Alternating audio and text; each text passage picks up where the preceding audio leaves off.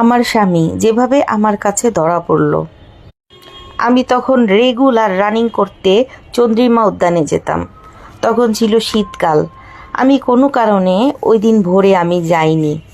আমার ছোট বোন শিউলি রানিং করতে গিয়েছিল। আমার ছেলে ঘুম থেকে উঠে গিয়েছিল তাড়াতাড়ি। উঠে কি করেছে, ওর বাবার কাছ থেকে ফোন এনে আমার কম্বলের নিচে ঢুকিয়ে দিয়েছে। ঢুকিয়ে বলতেছে যে বাবার ফোন আমি লুকাইছি। আমি বলি কেন করছো, তোমার বাবা চিল্লাচিল্লি করবে ঘুম থেকে উঠলে। তখন ওর বাবা খুব চিল্লাচিল্লি করতো, ওর ফোন কাউকে ধরতে দিত না, ইভেন তার ছেলেকেও দিত না। কিন্তু এরকম ছিল না আগে। আমার ছেলেকে তখন ফোন টাচই করতে দিত না, আর আমি তো ধরতাম না, আমার কোনো আগ্রহই নেই। তো কোনো কারণে আমি বললাম যে বাবা দে তো ফোনটা একটু দেখি। পরে দিয়ে ফোনটা হাতে নিতেই দেখি অনেকগুলো ভয়েস মেসেজ।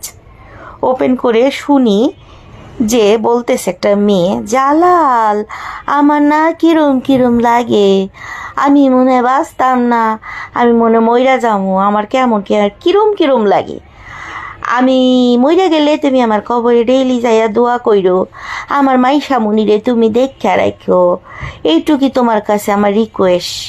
আবার আরেকটা মেসেজে বলতেছে বেডির কোলে ঘুমাই আসস। আমি বলি কি এগুলো কি? পরে দিয়ে আমি না ধুম ধরে বসেছিলাম, আর ভয়েস মেসেজগুলো আমি আমার ফোনের সাথে সাথে নিয়ে নিয়েছি। পরে ঘুম থেকে ওঠার পরে আমি জিজ্ঞেস করলাম যে তুমি কি বিয়ে করছো?